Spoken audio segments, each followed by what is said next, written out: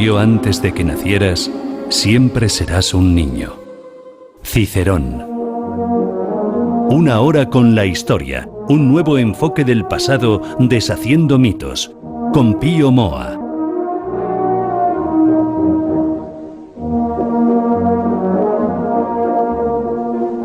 Ahora con la historia con don Pío Moa, aquí una semana más en Radio de Jazz. Don Pío, muy buenas tardes. Hola, buenas tardes. Bueno, como siempre usted nos recuerda, este programa es una punta de lanza contra la ley de memoria histórica. Exactamente. Para que no nos impongan la verdad por decreto. Sí, exactamente. Y no nos digan lo que tenemos que pensar o hacer. Y menos la mentira, porque es la mentira lo que imponen por decreto, ¿no? Claro, es que esa buena puntualización. La falsedad total. Bueno, antes de entrar en materia, hoy vamos a hablar sobre la oposición a Franco. Sí. No sé si usted tiene un editorial. Sí, la oposición a Franco en los años 60, aquello que se decía obreros y estudiantes contra la dictadura y cosas así, ¿no? Hablaremos de ello. Y el editorial, pues es a partir de mi blog. O sea, he propuesto la iniciativa de un documental con el título Madrid, capital de España o colonia inglesa. El documental podría empezar por situar la cámara en algún punto de mucho movimiento e ir enfocando los miles de personas con ropas adornadas con frases, generalmente frases idiotas en inglés, o con la bandera británica. Es importante señalar las ropas y mochilas de los escolares, que es donde más se aplica esa política y no por casualidad. Se trata de que los niños ya desde el principio se acostumbren a que el inglés es el idioma guay, vamos a decir, el idioma cool, como dicen ellos. Bueno, un documental se podría hacer con pocos comentarios y mucha materia visual. Por supuesto, esto sería solo un aspecto de él, no habría más, ¿no? Porque verdaderamente la colonización cultural por el inglés se aprecia de manera especialmente fuerte en lo que es la capital de España, pero se ve en cualquier otra ciudad que uno piense, ¿no? Yo creo que este documental podrían hacerlo quien...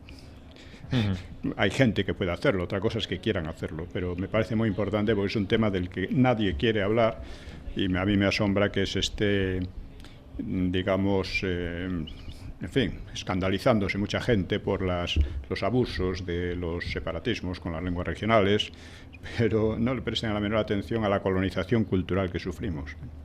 Incluso colaboren en ella. Esto sería parte de la campaña sobre Gibraltar. Quiero recordar la necesidad de exponer el manifiesto una y otra vez en Internet, en WhatsApp o por otros medios.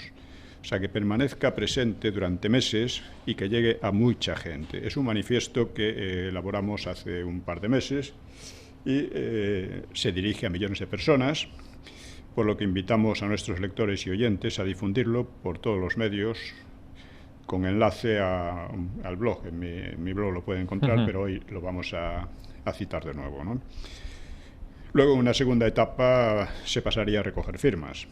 Se trata de crear una plataforma que ponga en primer plano un problema que es de primer plano, porque afecta íntimamente a la política exterior e interior de España. Un problema que ha sido ocultado o desvirtuado sistemáticamente por todos los partidos, con la excepción parcial de Vox. Se trata de si ha de continuar el actual proceso de satelización política y cultural a intereses ajenos, acompañado del desguace del propio país, o de reaccionar contra esas políticas nefastas de una vez y con máxima energía. De eso se trata. Gibraltar no es un problema menor ni un problema marginal, es un problema que resume y concentra un problema clave en España, ¿no? El manifiesto dice así. España soporta la única colonia en Europa, una invasión en el mismo centro neurálgico de su eje defensivo Baleares-Gibraltar-Canarias. El hecho exige una reflexión en profundidad porque los gobiernos españoles, sean del PP o del PSOE, se declaran amigos y aliados de la potencia invasora, un caso único en el mundo, lo que automáticamente convierte a España en un país satélite y sin intereses internacionales propios.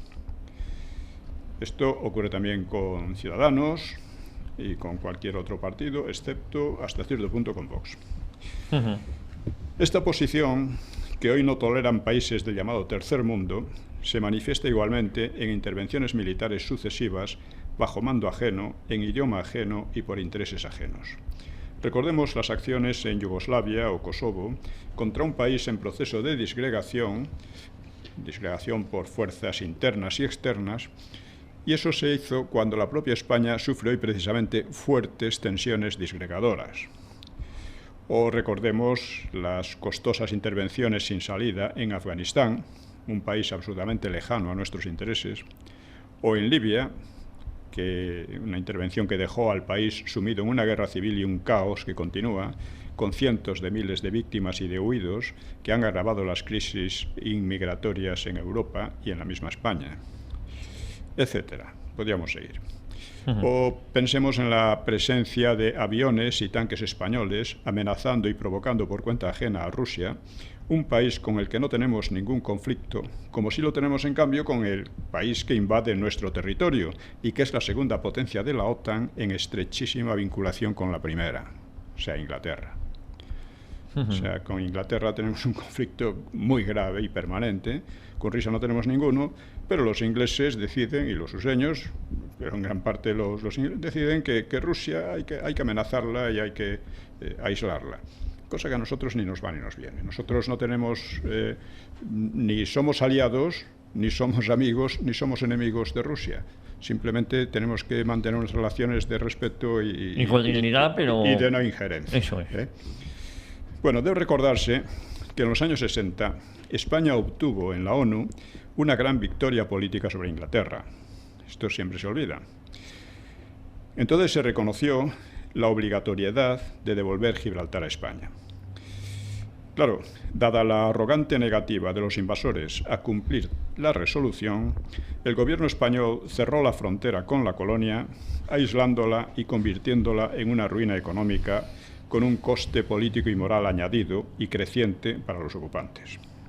Esta política, que habría dado fruto con el tiempo, fue radicalmente invertida por la casta política actual, que anuló aquella victoria, abrió la verja, multiplicó las facilidades a los invasores y convirtió a la colonia en un gigantesco emporio de empresas opacas y contrabando masivo, con cuyas ganancias ejerce una auténtica colonización sobre el entorno, un entorno al que ha hundido económicamente, y una corrupción sistemática sobre políticos, periodistas, abogados y jueces, no solo en el entorno andaluz, sino en toda España. Gibraltar ha albergado reuniones de grupos separatistas españoles, y no hay duda sobre la intención de Londres y de la colonia de jugar con los problemas internos de España para mantener a toda costa su ilegal, humillante y parasitaria presencia en el Peñón y su entorno. El caso de unas clases políticas que no solo admiten la invasión de su territorio, sino que multiplican los gestos de sumisión y zalamerías hacia el ocupante, es quizá único en el mundo. Porque son además muy zalameros con Londres. Sí, es un paletismo, ¿no? Sentirnos como muy atraídos. Más que paletismo es otra cosa más grave, es una especie de traición.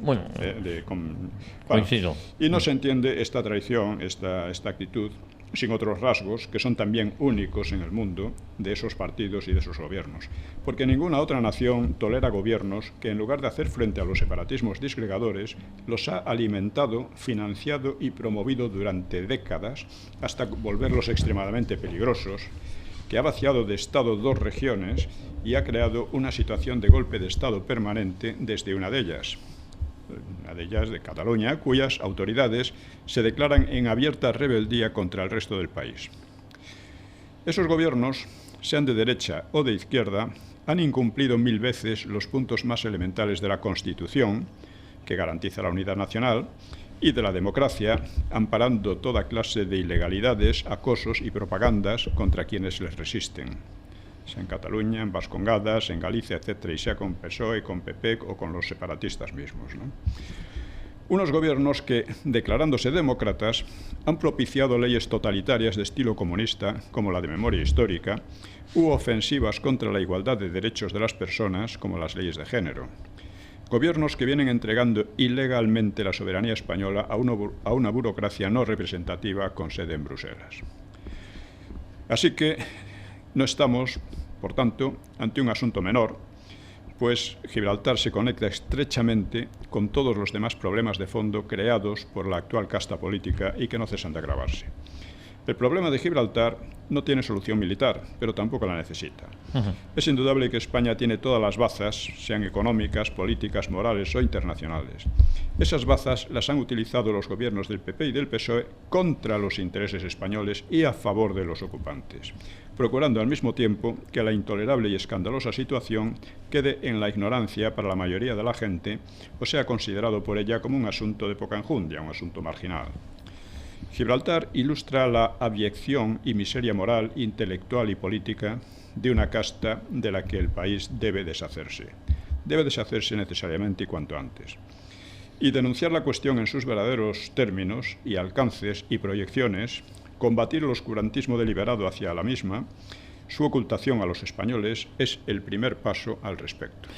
Es lo que hacemos desde aquí e insisto en que este manifiesto, que lo pueden encontrar en mi blog y seguramente ha sido difundido también por otras personas en redes sociales, pues debe seguir difundiéndose e insistiendo y repitiéndose porque una simple exposición queda en la pura... Si no se repite, queda anecdótico y no... En fin, esto es como la publicidad.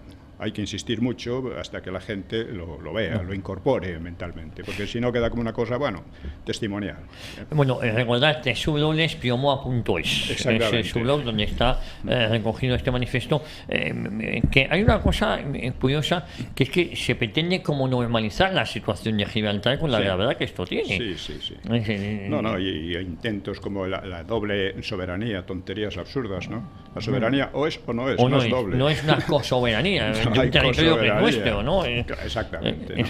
Bueno. O sea, estos están siempre dispuestos a claudicar y a facilitar las cosas a los ingleses en contra de los intereses de España. No tienen el menor problema en eso. Lo han hecho año tras año. Y eso después de la victoria conseguida en la ONU en los años 60. En los años 60, tan importante esa victoria.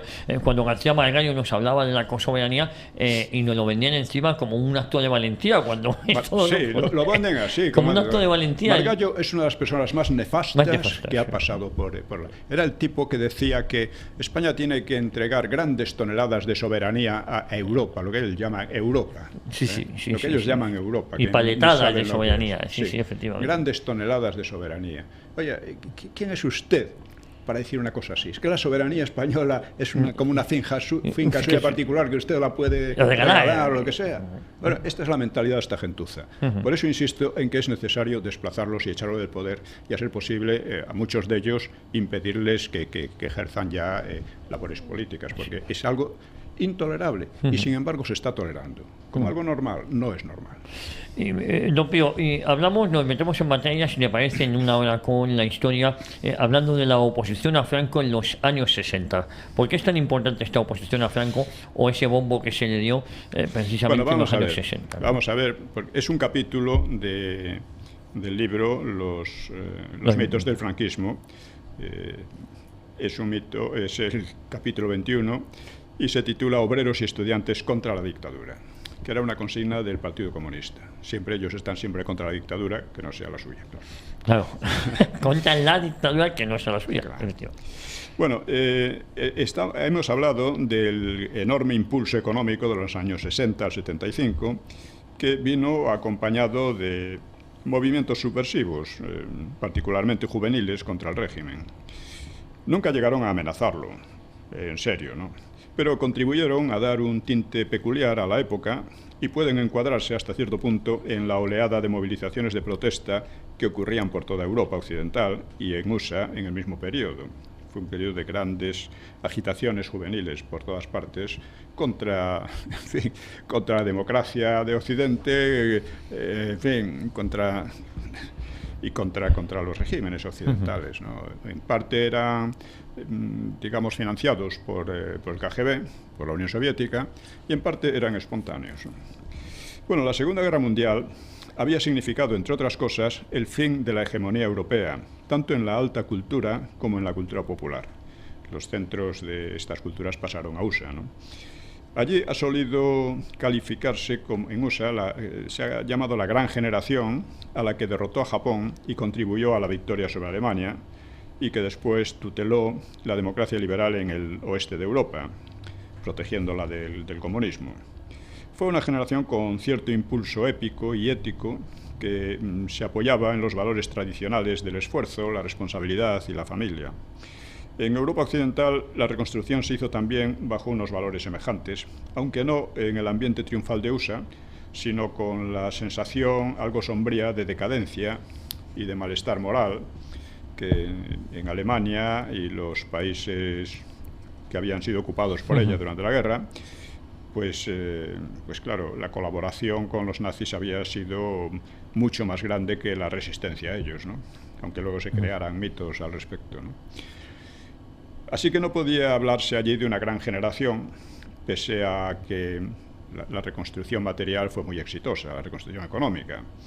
En España, desde luego, la situación era muy distinta. Las gentes que habían vencido a la Revolución, al Frente Popular, que habían evitado el remolino de la Guerra Mundial, que habían vencido al maquis y al aislamiento internacional, que habían reconstruido el país con sus propias fuerzas, pues bien, sí que se podrían considerar una generación de mérito muy destacado, una gran generación.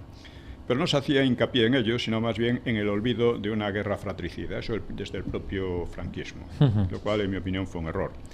Fue una gran generación con tanto más mérito que la que pueden tener los useños con respecto a la suya, ¿eh?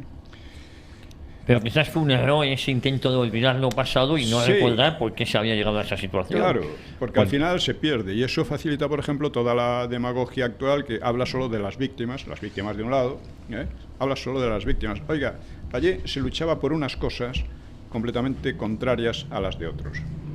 O sea, el Frente Popular era una alianza de separatistas y totalitarios, básicamente. Por consiguiente, amenazaban al país con la disgregación y con el totalitarismo. Y es a eso a lo que se opusieron los nacionales, en definitiva, ¿no?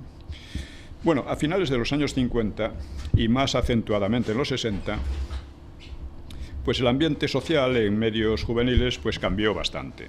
Parte de la generación que apenas había conocido la guerra y disfrutaba de las ventajas de la paz y de una mayor libertad, de una mayor holgura económica, pues iba adoptando actitudes que antaño se despreciaban como enfermizas o como viciosas, ¿no? Actitudes antiheroicas, antifamiliares, contrarias al esfuerzo, contrarias al patriotismo, con afición a las drogas y a una promiscuidad que apenas apreciaba diferencias de sexos. Esto se dio en todo Occidente en los años 60, está bastante olvidado y tenemos cosas parecidas, ¿no? Pues esto nació en USA con el movimiento Beat o Beatnik, que era promotor de una rebelión contra los valores estimados por la generación anterior, y esas inclinaciones suyas se expandieron a otra gente, sobre todo en las universidades y por supuesto también en Europa, Europa Occidental, claro. En el último tercio de los 60 salieron los hippies, que estos acentuaron los rasgos de los beatniks, de los anteriores, ¿no? Fueron siempre pequeñas minorías, pero muy activas, muy exhibicionistas, y al mismo tiempo carecían de doctrina precisa, ¿no? Dadas a manifestarse con consignas de paz, amor, libertad y derechos, que se exponían de una manera muy vaga, pero que en los medios se expresaban con mucha fuerza. Y también crearon una música popular a veces excelente, ¿no? Los ídolos musicales, pues, en cierto modo sustituían a predicadores e ideólogos en la creación de esas actitudes juveniles. Esto importa porque lo que pasaba en España era un reflejo debilitado, afortunadamente, de lo que estaba pasando en todo Occidente, ¿no? La consigna, por ejemplo, sexo, drogas y rock and roll, pues definía gran parte de estas actitudes. Prestaban también atención, se desarrolló pues, a las religiones orientales, o se inventaba una figura de Jesucristo a su medida. A suerte de aventurero, tipo Che Guevara. Sí, o un hippie, ¿no? Sí. O sea, no eran ni pretendían ser intelectualmente coherentes. Y más que convencer, lo que buscaban era seducir. Bueno, un rasgo definitorio de esos movimientos era el pacifismo.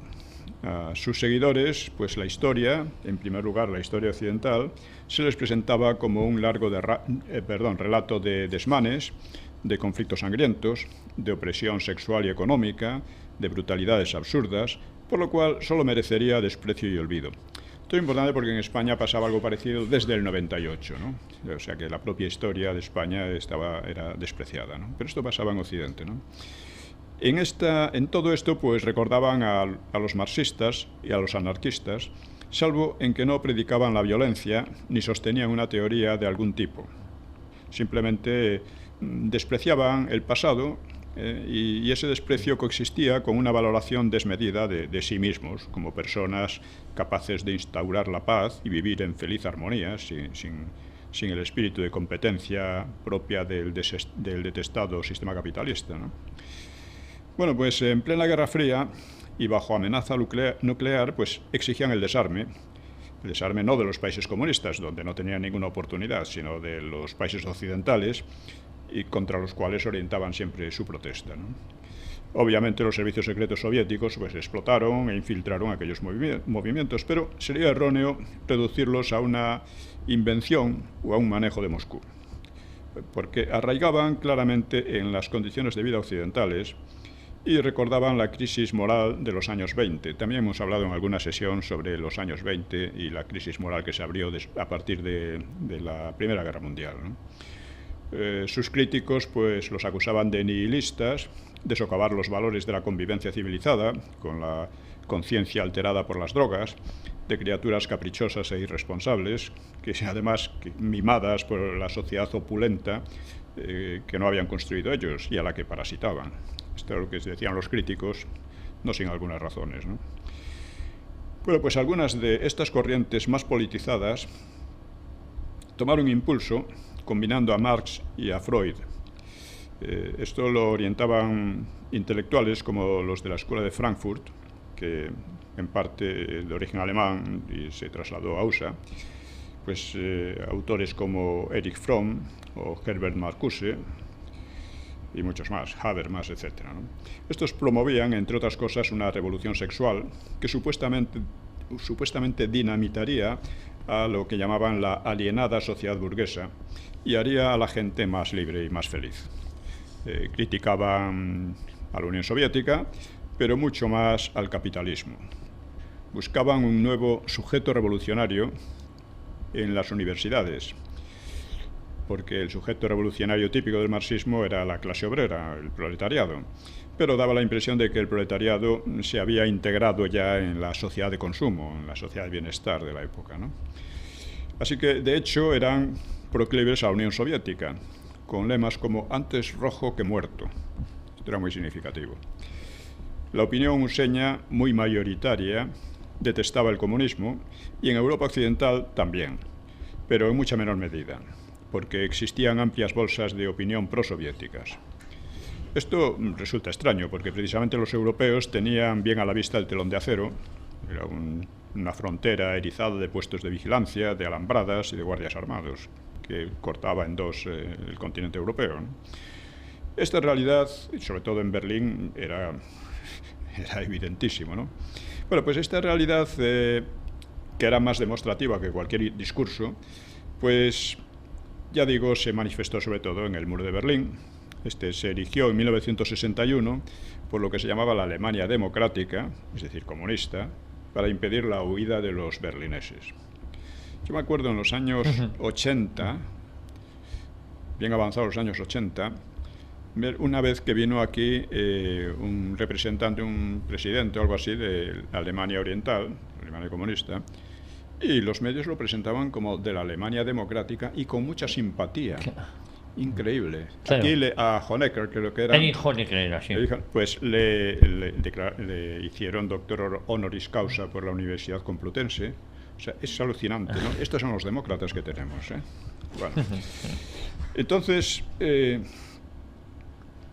o sea, lo de Berlín era imposible de disimular. Era un muro carcelario, no de defensivo, sino carcelario, en el cual además perdieron la vida muchas personas tratando de escapar. Y sin embargo existían en Europa Occidental partidos comunistas muy activos y numerosos simpatizantes que encontraban eso pues mil justificaciones, por más que estaban poco dispuestos a trasladarse ellos para disfrutar de sus ventajas. De ese paraíso, no querían ir. Sí, eran muy comunistas, pero lo de vivir en la Unión Soviética, pues eso lo dejaban para otros, ¿no? Bueno, entre millones de obreros franceses, italianos y otros, la devoción a la Unión Soviética pues había arraigado por una larga propaganda que no era fácil de erradicar, pero lo propio de los años 60 fue su expansión al medio estudiantil.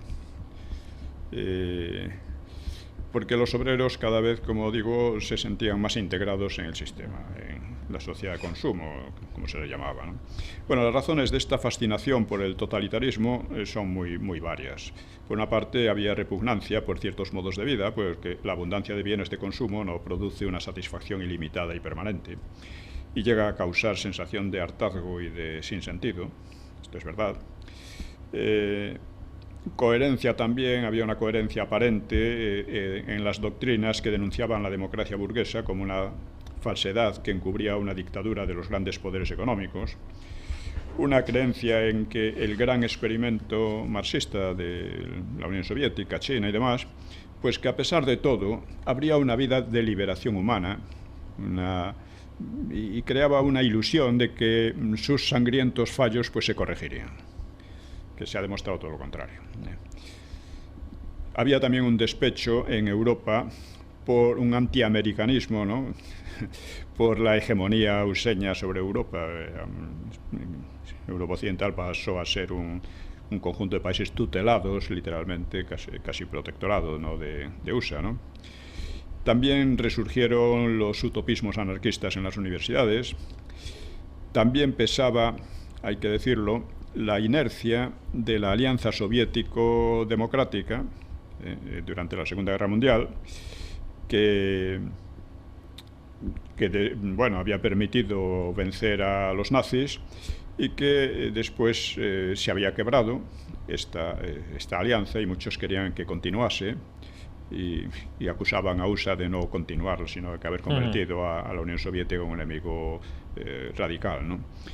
Bueno, como fuere, pues numerosos universitarios, pero nunca una mayoría, pasaron a admirar sucesos como la revolución de Castro, castrista en cubana, la revolución cultural de Mao Zedong, al Che Guevara, que fue mitificado después de su muerte, y también estuvo la agitación en USA y Europa contra la guerra de Vietnam, y a favor, implícita o explícitamente, era a favor del comunismo, ¿no?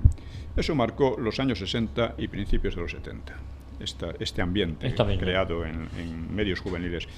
Insisto, en minorías, pero eran las minorías más activas, más influyentes y que daban un poco la tónica, la ¿no? tónica, sí. Bueno, pues así, en pleno auge económico europeo y useño, pues estas minorías juveniles despreciaban la democracia ganada por parecerles falsa o insuficiente, ayudaban a sus peores enemigos y menudeaban las manifestaciones y protestas, a veces con muertos, hasta alcanzar el ápice en el celebérrimo Mayo francés del 68, ¿no? Que fue una especie de revolución, semi-revolución estudiantil y obrera, secundariamente obrera, con ocupación de edificios y fábricas, marchas multitudinarias y violencias en las calles. Y al año siguiente Italia experimentó una oleada de huelgas y ocupaciones, junto con la habitual agitación estudiantil. Esto conviene recordarlo, porque da la impresión de que no existía nada hasta lo que hay ahora, ¿no? Bueno, aquellos años fueron de alteraciones constantes, pero no alcanzarían un propósito revolucionario político, pero dejarían en las décadas siguientes pues secuelas como la difusión de las drogas, la promiscuidad sexual y un estilo de vida hedonista, ¿no? Otra secuela fue el surgimiento de grupos terroristas cuyos atentados pues acudieron a la sociedad en Italia, las Brigadas Rojas y otros, ¿no? En Alemania con el grupo Baader-Meinhof, en menor medida en Francia o en USA, y con rasgos especiales y más sangrantes en Reino Unido, el IRA, y en España, la ETA, FRAP, el Grapo y otros, ¿no? Bueno, España participó en estos procesos a un nivel menor. Las movilizaciones eran muy inferiores a las de USA, Francia, Italia o Inglaterra. Las drogas y la promiscuidad cundieron solo en círculos restringidos, crecientes pero muy restringidos. En cambio, la agitación tuvo un carácter más claramente procomunista, debido a que quien la instrumentalizaba era el PC. El Partido Comunista fue el único que desde el principio ofreció una resistencia al franquismo, ¿no? Bueno, una característica especial fue también cierta acción unida entre comunistas y católicos, que ya abordaré en otra sesión, porque es muy importante. Es decir, a partir del Vaticano II hubo dentro de los católicos, del clero, de la Iglesia, pues hubo movimientos de simpatía hacia la Unión Soviética, hacia el comunismo. Dentro de la propia Iglesia. Sí, sí, sí. Y contrarios al franquismo, el franquismo que la había salvado del exterminio. En fin, lo estamos viendo ahora con motivo de la profanación, el intento de profanar la tumba de Franco, como los obispos, las jerarquías, no dicen ni mu. No, se ponen de perfil o incluso aplauden la decisión del gobierno. Sí, incluso la intención. le parecen bien, ¿no? A muchos les parece bien, porque así se cree que son más demócratas. Y se hacen perdonar delitos imperdonables, como es el ser cura. Eso es lo que no han entendido todavía. Bueno, pues ya tratamos en otra sesión, por ejemplo, como en 1956, una hábil maniobra de los comunistas había hecho surgir un movimiento reivindicativo en la Universidad de Madrid. Fue una cosa llamativa, sobre todo porque era una situación general de paz en España, ¿no? Y proseguiría en los años siguientes extendiéndose a otras universidades, ¿no? El Partido Comunista montó en 1961, el mismo año del Muro de Berlín, pues montó la FUDE, Federación Universitaria Democrática de Estudiantes, siempre son demócratas, y en ella participaba, por ejemplo, el FLP, Frente de Liberación Popular, que era un grupo confuso marxista católico, que había fundado un diplomático llamado Julio Cerón, y algunos más, ¿no? Bueno, el activismo comunista contribuiría al hundimiento del SEU, o sea, el sindicato falangista, en 1965. Aunque hay que decir, ya lo vimos en la sesión anterior, que quienes lo hundieron de verdad fueron los que se llamaban tecnócratas del Opus Dei, que no tenían interés en mantener una fuerza falangista, ¿no? Bueno, conforme se enconaba el conflicto chino-soviético, porque entonces también surgió eso, pues surgieron grupos pro-chinos, como el Partido Comunista Marxista-Leninista, que terminó haciéndose con las siglas FUDE, mientras que el Partido Comunista tradicional, que era muy prorruso, pues fundó el Sindicato Democrático de Estudiantes, que resultó más útil a sus propósitos, ¿no? Había otros grupos, pero con muy poca implantación. Siempre sería el Partido Comunista el elemento más fuerte, muy por encima de los demás. El año 1962 animó mucho a los enemigos de Franco, porque hubo unas huelgas, comenzadas en la cuenca minera asturiana, y hubo también el llamado Contubernio de Múnich. Gracias a las huelgas de Asturias, el Partido Comunista amplió su incidencia en el campo obrero por medio de comisiones obreras, que nacieron por allí. Los mineros eligieron a unos representantes, llamadas comisiones, al margen del sindicato oficial, y los comunistas, pues, enmascaraban su propio protagonismo y utilizaron esa experiencia para reorientar las comisiones e infiltrarse en el sindicato oficial, ¿no? Durante años, Comisiones Obreras llevó una existencia semilegal, tolerada, hasta que su agitación huelguística y la evidencia de su orientación marxista, ¿no?, comunista, pues alarmaron al gobierno, que las prohibió y las reprimió ya a finales de los años 60. Como en el caso del Sindicato Democrático de Estudiantes, pues Comisiones Obreras admitió algunas organizaciones diversas, como las católicas, pero la dirección siempre permaneció firmemente en manos de los demócratas comunistas, demócratas entre comillas. Los paros de Asturias se debían a las restricciones salariales de un plan de estabilización, y comenzaron en abril y duraron más de un mes. Se extendieron a León y a fábricas de Vigo, Vizcaya y Madrid, ¿no? Se los ha magnificado como un desafío frontal al régimen por parte de cientos de miles de obreros, pero probablemente no llegaron a 50.000. Y más que desafío, porque las huelgas estaban prohibidas, ¿no?, pero sus demandas eran netamente económicas y terminaron cuando fueron satisfechas en su mayor parte. Las huelgas fueron espontáneas en origen, pero el Partido Comunista captó enseguida la ocasión para imprimirle su sello y para multiplicar su eco fuera de España, presentándolas como una revuelta antifascista ferozmente reprimida y convocando solidaridades en varios países, ¿no? Otro medio empleado fue la difusión de manifiestos de apoyo a los huelguistas con lenguaje cuidadosamente democrático, claro. invitando a intelectuales y personas conocidas a firmarlos. Este método siempre dio buenos frutos al Partido Comunista. Yo recuerdo aquellas huelgas, porque en Vigo las hubo, yo tenía 14 años, y recuerdo cómo oía por la BBC, por Radio París, a veces por Radio Moscú, pues informaciones sobre la huelga que eran completamente dispares. Unos daban unas cifras, otros daban otras, unos decían unas cosas, otras. Los menos, digamos, los más ceñidos a la realidad, aunque no mucho tampoco, eran los de la BBC. Bueno, el eco de las huelgas, pues se agrandó mucho por la fobia de la mayoría de los medios franceses, ingleses y useños al franquismo, ¿no? Esta fobia se mantuvo hasta el final y sigue existiendo, claro. Bueno, pues eso hizo creer a muchos que por fin el régimen se descomponía ante la rebelión popular tan esperada al terminar la Guerra Mundial y que nunca existió. Así que en junio del 62 diversos políticos que, temerosos de que el Partido Comunista se alzara con todo el beneficio, pues se reunieron en Múnich, auspiciados por la CIA, a fin de adelantarse planteando una solución no comunista.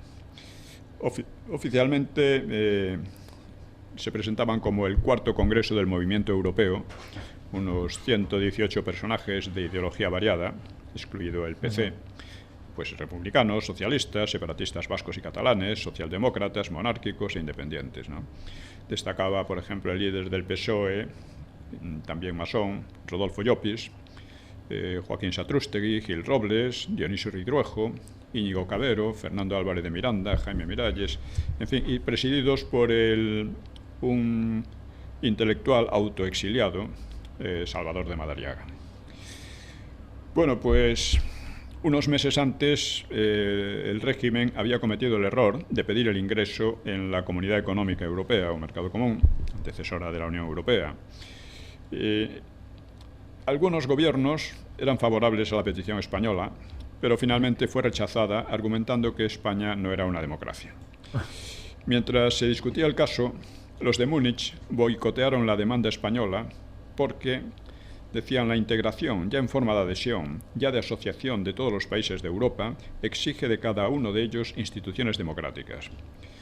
Es decir, esto reducía en Europa al mercado común. Además, eso ya suponía una exageración o distorsión histórica. O sea, España realmente se había reconstruido con sus propias fuerzas, cosa que no habían hecho esos otros países. No había participado en la Guerra Mundial, cosa que habían hecho los de esos países. No había tenido... En fin, todos estos países habían tenido una gran colaboración con el nazismo, etcétera, ¿no? Bueno, y por otra parte, dice, es exageradísimo decir...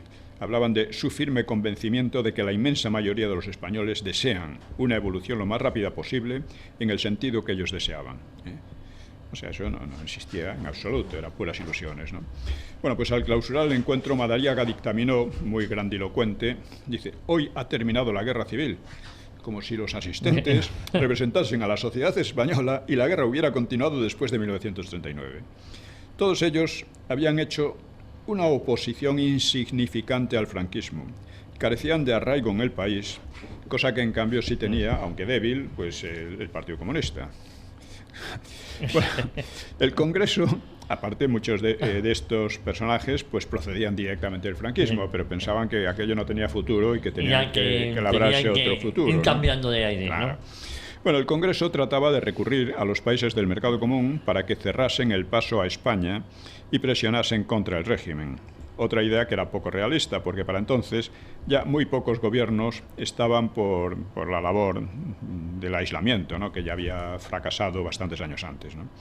España no entraría en la Comunidad Europea, Comunidad Económica, en vida de Franco, pero ello no le impediría gozar de las tasas de crecimiento económico más altas del continente en los años 60, ni firmar en 1970 un acuerdo preferencial muy ventajoso. Más ventajoso que luego lo que se firmó a la entrada en la CE, ¿no?, posteriormente.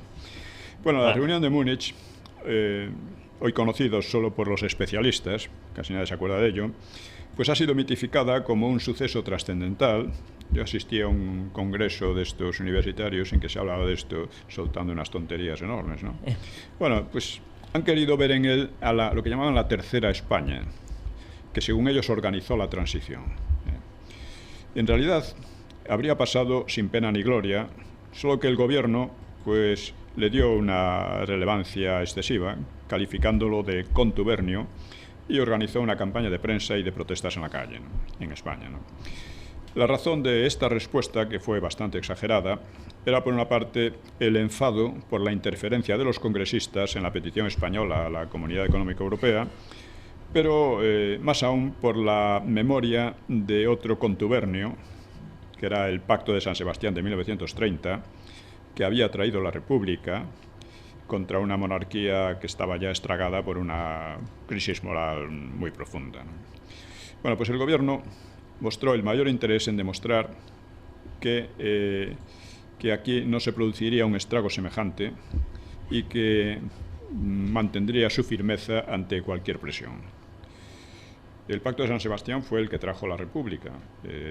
Se planteó además como inmediatamente un golpe militar que fracasó, pero luego, gracias al autodescrédito de la monarquía y al autogolpe de la monarquía, pues consiguieron el poder y pasó lo que pasó, ¿no?, lo que conocemos, ¿no? Bueno, ahora, aparte de la campaña de desprestigio, los congresistas sufrieron muy poco castigo. Varios fueron confinados en las Islas Canarias durante unos meses, otros se quedaron en el extranjero o volvieron al extranjero. Una vez amainó el temporal, don Juan se manifestó ajeno al Congreso y Gil Robles fue desautorizado. Tuvo que abandonar el consejo privado de don Juan y más tarde volvió a la España franquista, donde dio clases en la Universidad de Oviedo. Es decir, la represión no fue muy feroz. Bueno, una muestra de la decisión del régimen de afrontar las presiones exteriores fue por entonces el fusilamiento del dirigente comunista Julián Grimau, que fue en abril del 63. Pues su proceso desencadenó una intensísima campaña en Europa y en Latinoamérica. Digo Latinoamérica cuando se trata de cosas poco agradables, Hispanoamérica en otro caso, ¿no? Sí, sí. Bueno, campañas de prensa y de las organizaciones comunistas y antifranquistas en general, con manifestaciones, sabotajes, boicot a intereses españoles, en fin, hubo de todo, ¿no? A Madrid pues fueron enviados telegramas o se expresaron de otra manera a favor de Grimau, desde el máximo dirigente soviético entonces, que era Nikita Khrushchev, hasta el primer ministro inglés, el conservador Harold Macmillan, pasando por el alcalde de Berlín Occidental, Willy Brandt, Harold Wilson, políticos democristianos, el cardenal Montini, que pocos meses después subiría al papado como Pablo VI, intelectuales como Sartre, Moravia y muchos más. En España se declararon contra la ejecución Dioniso Ridruejo, Laín Entralgo, Menéndez Pidal y otros. A la gestión de la reina de Inglaterra respondió Franco: sin duda han sorprendido su buena fe, puesto que Grimau es autor de crímenes horrendos y por tanto lamento no poder conceder el indulto. La propia reina de Inglaterra. Sí, sí. Igual eso. Todos a favor. Sí. De repente, un chequista comunista les parecía un defensor de la libertad, democracia y la libertad, sin tener en cuenta los horrendos crímenes que había cometido. Bueno, Grimau había sido detenido en noviembre del 62, había desempeñado funciones policiales en Barcelona durante la Guerra Civil, fue acusado de dirigir la checa de Berenguer el Grande, donde fueron torturados y luego asesinados muchos derechistas. También había perseguido a anarquistas y a marxistas disidentes del POUM, y hay pocas dudas del fundamento de la acusación, porque la policía política comunista practicaba regularmente tales actos durante la guerra, y además vivían testigos que declararon en la instrucción del proceso, ¿no? La propaganda en su defensa pues presentaba a Grimau como simplemente un opositor a la dictadura fascista, incluso como un demócrata, torturado y finalmente asesinado sin otra razón que el carácter sanguinario que se atribuía al régimen. Bueno, en el curso de los interrogatorios, Grimau saltó por una ventana y sufrió serias lesiones, pero no murió. Luego acusó a la policía de haberlo tirado, aunque luego dijo no recordar. Realmente era inverosímil que lo arrojara la policía, pues el objetivo evidente era someterlo a juicio e inmediatamente lo auxiliaron para que no muriera. iban a tirarlo y luego socorrerlo, ¿no? En fin, estas cosas son tremendas, ¿no? El gobierno negó haberle aplicado malos tratos. Quizá mentía, no lo sabemos, pero los comunistas empleaban de modo sistemático la acusación de torturas, fuera real o no, porque tenía un efecto político, claro. Bueno, Grimau declaró haber venido a España a cumplir con su deber de comunista y se convirtió en uno de los iconos del antifranquismo, objeto de canciones, poemas y homenajes fuera de España. Por cierto, que en la ley de la memoria histórica algún familiar de Grimau pidió también indemnizaciones para él, pero que no lo han concedido. Hay cosas que son difíciles, ¿no? Claro. Pues, en fin, la agitación internacional pro Grimau trató de crear la imagen de un mártir y resucitar la hostilidad exterior contra el régimen, pero realmente no habría tenido mucha opción, pues la conmutación de la condena no habría sido considerada un acto de clemencia y de reconciliación, sino una derrota política y prueba de que el régimen se estaba desmoronando, que es lo que pasó después con el juicio de Burgos. Y había algo singular en aquellas movilizaciones a favor de un líder marxista, cuando en los regímenes marxistas de Europa menudeaban las ejecuciones y asesinatos sin que preocuparan gran cosa ni a políticos ni a intelectuales, que eran tan sensibles en este caso.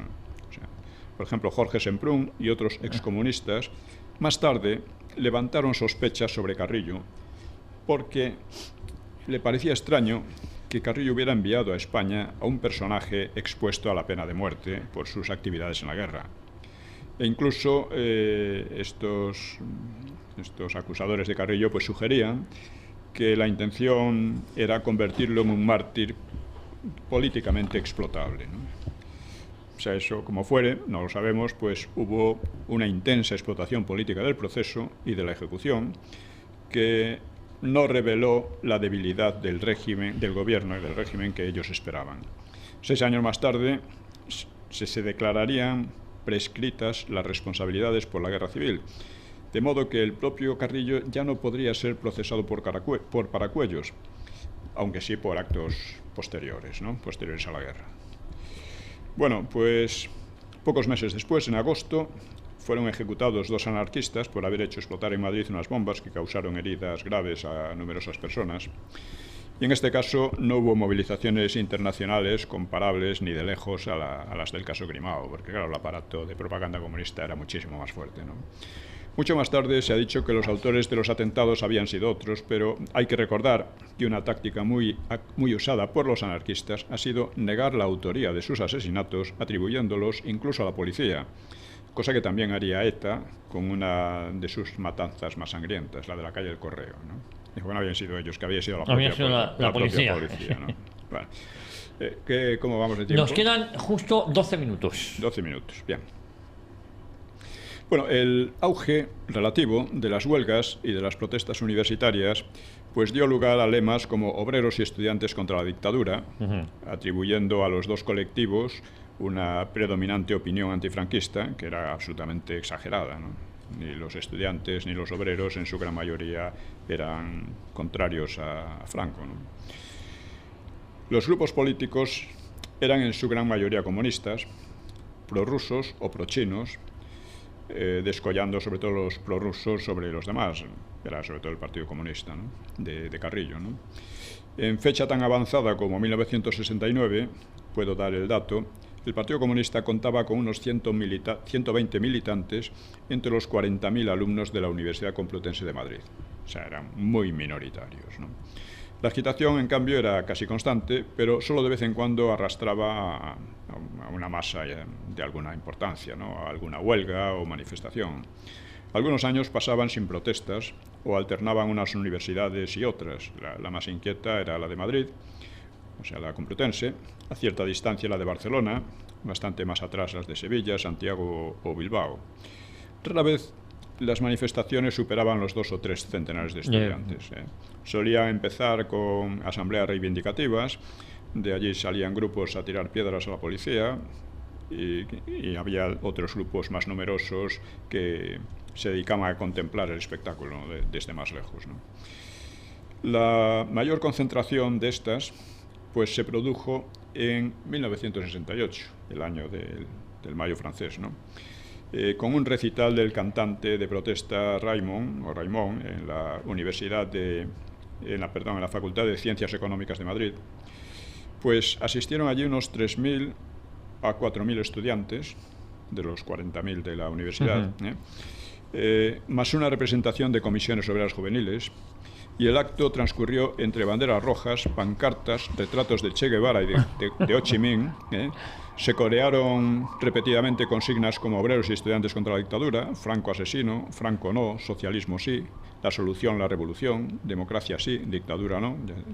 Claro, democracia la de Mao Zedong, claro, será, ¿no? Claro, de Ho Chi Minh y por ahí, ¿no? Muchos habían acudido solo por el recital, como se vio a la salida, cuando al salir, pues en torno a 1 millar de asistentes marchó hacia la Moncloa en manifestación, pero la mayoría, los otros 2.000 o 3.000, pues se alejaron de ella, ¿no? Solo al cabo de un rato, pues llegó un jeep policial y la marcha se dispersó. El gobierno respondía a veces decretando el cierre de universidades por unos días o semanas, y en algún curso la Universidad Complutense, que era la más conflictiva, como digo, pues mantuvo presencia policial permanente, ¿no? En cuanto a las huelgas, recordemos que todo esto era el efecto del cambio de estrategia del Partido Comunista cuando fracasó el maquis. Al fracasar el maquis, Carrillo decidió, parece que inspirado por Moscú, como casi siempre ocurría, que la táctica en adelante sería infiltrarse en los sindicatos e infiltrarse en la universidad. Y la infiltración en la universidad sería la que más beneficios le diera.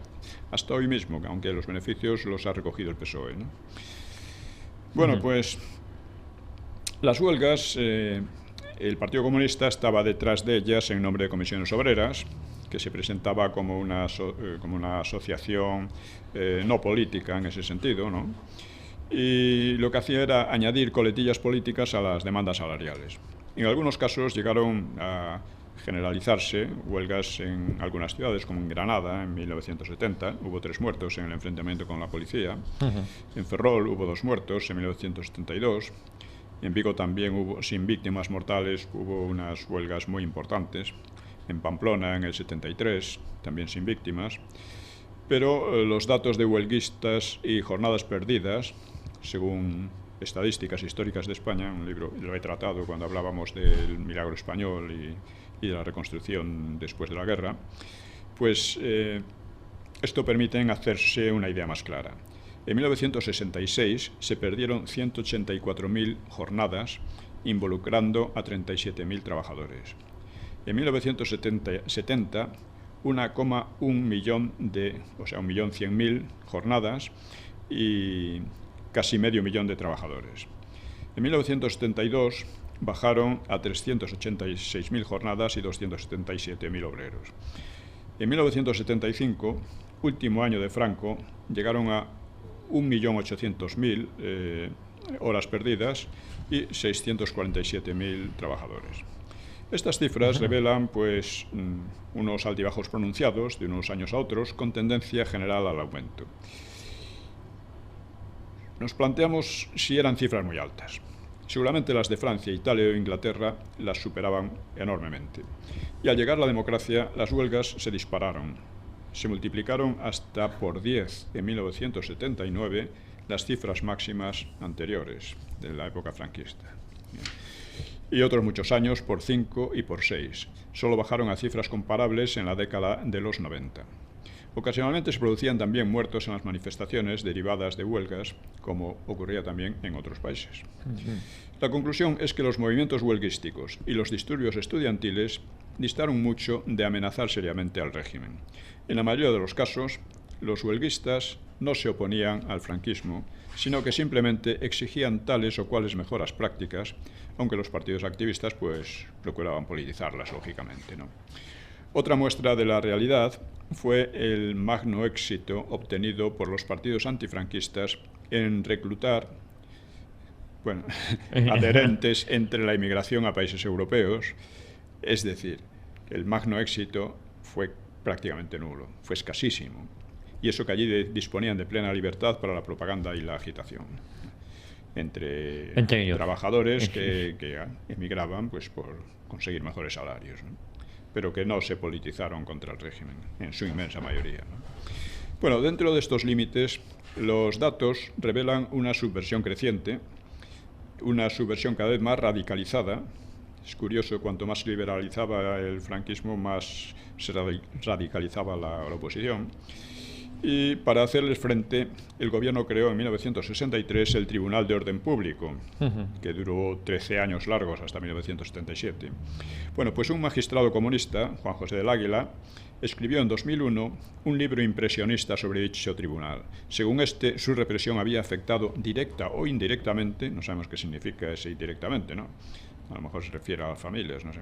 Habría afectado a 50.000 personas. Pero muchas de ellas fueron absueltas por falta de pruebas o ni siquiera fueron juzgadas, lo cual relativiza la impresión de arbitrariedad jurídica que intenta transmitir el libro, ¿no? El juez este, ¿no?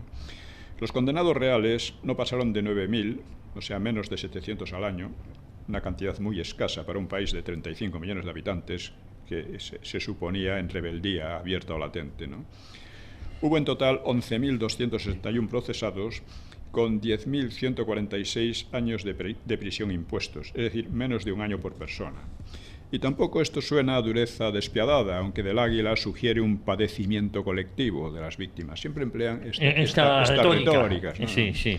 Y como las penas realmente largas recaían sobre muy pocas personas, si quitamos estas, la media de un año por persona debe rebajarse más todavía. Más todavía. ¿Y cuántos de esos años fueron realmente cumplidos? Muy pocos, porque las sentencias de hasta un año no solían implicar prisión. Bueno, sobre las condiciones carcelarias, esto es muy interesante, porque yo conocí a este señor. Dice, un antifranquista que estuvo preso durante 5 años, Enrique Pérez Mengual, pues escribía al diario derechista ABC el 26 de octubre de 2008. Dice, en la información de ABC sobre, dice, en aquel lugar de la memoria, la cárcel de Carabanchel, hoy en demolición, dice, hay datos erróneos en relación con los presos políticos de la cárcel. Se dice, los revueltos años 60 llenaron sus celdas y con el nacimiento de comisiones obreras, la cárcel llegó a su particularísimo y cruel, a su particularísimo y cruel no hay entradas. No hay. Más adelante se informa de que en 1977, cuando Marcelino Camacho abandonaba la cárcel, dice, la prisión empezó a llenarse entonces de presos comunes. Los hechos, dice, fueron bien distintos. Los presos políticos ocupaban solamente la Sexta Galería, una pequeña galería de unas 50 o 60 celdas. En el año 67 éramos alrededor de 40 presos políticos. Y, ojo al dato, la población reclusa total en la cárcel era, en junio del 72, de 1.519 reclusos, según figura en una pizarra de la prisión que se reproduce en el artículo. En la Sexta Galería, además de miembros del Partido Comunista y de comisiones obreras, había anarquistas, trotskistas, maoístas, etarras, y la suma total en el año y medio que yo permanecí nunca rebasó la cifra de 60 presos. Por allí no apareció ni un solo socialista. La Sexta, como ya he dicho, era una galería de apenas 60 celdas, soleada, limpia y reluciente, dice, limpieza esmeradísima a cargo de los comunes del reformatorio. Las celdas estaban abiertas 14 horas diarias. Libertad de movimientos por el patio y la galería, campeonatos de pelota a mano, torneos de ajedrez, clases de inglés, el equipo de fútbol de los políticos disputando una liguilla con los equipos de las otras galerías. Disponíamos de cocina y comedores propios y diariamente las distintas organizaciones celebraban reuniones en las que, junto a charlas sobre materialismo dialéctico o historia del movimiento obrero, se hacían vaticinios en el año 66 sobre la inminente caída del franquismo. El monárquico, esto lo explica este que, claro, lo conoció, ¿no? Dice, el monárquico ABC había publicado un reportaje siguiendo los tópicos de la propaganda izquierdista. Como muchos otros derechistas, quería mostrarse más antifranquista que nadie. Y, por supuesto, el juez del Águila olvida comparar estos datos con los de los países por los que comunista sentía él predilección. Pues don Pío, no hay tiempo para más, pero yo creo que ha quedado muy claro. No sé si igual conviene la próxima semana seguir ahondando en este asunto, pero claro, la democracia de la que desean defender pues nada tiene que ver con con la que entendemos ahora mismo. Normalmente entendemos, se entiende. Bueno, la democracia stalinista, ¿no? Eso es. Pues don Pío, muchísimas gracias. La próxima semana volvemos aquí a Radio Ya a una hora con la historia. Contra la ley de memoria histórica. Volvemos, muchas gracias.